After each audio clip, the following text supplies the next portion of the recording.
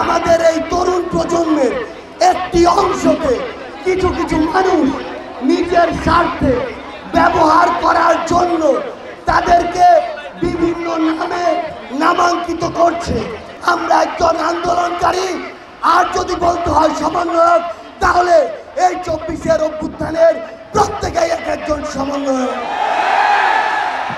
আবু সাঈদ মুগ্ধ সহ এই বাংলাদেশের হাজারো ভাই বোন যেই 24-এর ছাত্র জনতার অভ্যুত্থানের জন্য নিজের জীবন বিসর্জন দিয়ে গিয়েছে, এই নারায়ণগঞ্জের রাজপথে যাত্রাবাড়ি সাইনবোর্ড, শনি রাস্তা সহ চিটাগাং রোড কিংবা চাষারা নারায়ণগঞ্জের প্রত্যেকটি রাস্তায় আমার যেই ছাত্র ভাই বোনেরা নিজের জীবনকে সামনে রেখে বাজি রেখে, আমার স্কুলের ভাইরা, কলেজের ভাইরা, বিশ্ববিদ্যালয়ের ভাইরা, মাদ্রাসার ভাইরা সহ আমার সকল ভাই বোনেরা যেই চেতনাকে সামনে নিয়ে রাজপথে নেমেছে, সেই চেতনাকে সামনে নিয়ে আজকে সারা বাংলাদেশের ছাত্র জনতার সাথে বৈষম্য বিরোধী ছাত্র আন্দোলনের যে মত বিনিময় সভা, সেই সভার অন্যতম যুদ্ধক্ষেত্র নারায়ণগঞ্জের সকলকে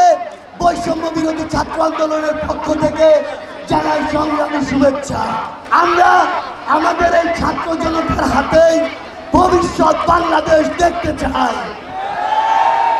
আমরা দেখতে চাই আজকে আমাদের সামনে যারা দাঁড়িয়ে রয়েছে তারা আজকে থেকে 20 বছর পরে সংসদের এক একজন এমপি হবে, মন্ত্রী হবে, এমনকি এই নারায়ণগঞ্জ থেকে প্রধানমন্ত্রী হবে।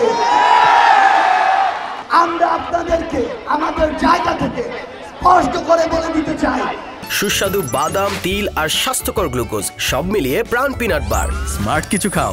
আমাদের এই তরুণ প্রজন্মের একটি অংশকে কিছু কিছু মানুষ নিজের স্বার্থে ব্যবহার করার জন্য তাদেরকে বিভিন্ন নামে নামাঙ্কিত করছে। যেমন একটি নাম হচ্ছে কিশোর গ্যাং।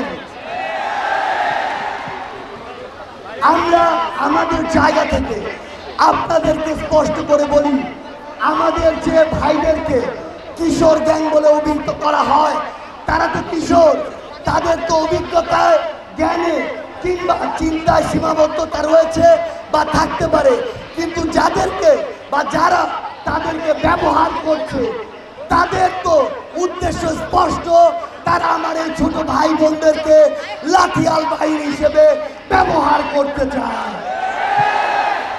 আমরা আমাদের জায়গা থেকে আপনাদেরকে স্পষ্ট করে বলি, আপনি কারো লাঠিয়াল বাহিনী হবেন না।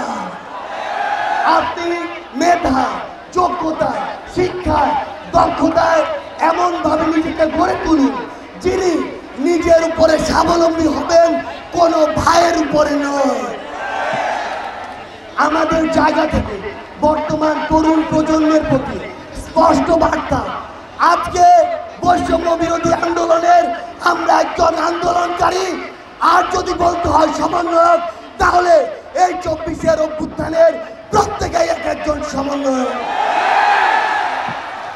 আজকে যদি আমার একজন ভাই কিংবা আমাদের সামনে ওই শিল্ড হিসেবে দাঁড়ানো আমাদের বোনেরা সামনে না থাকতো, তাহলে কি এই আন্দোলন সফল হতো? তাহলে আজকে প্রত্যেকেই এই আন্দোলনের এক একজন গুরুত্বপূর্ণ সমন্বয়কারী।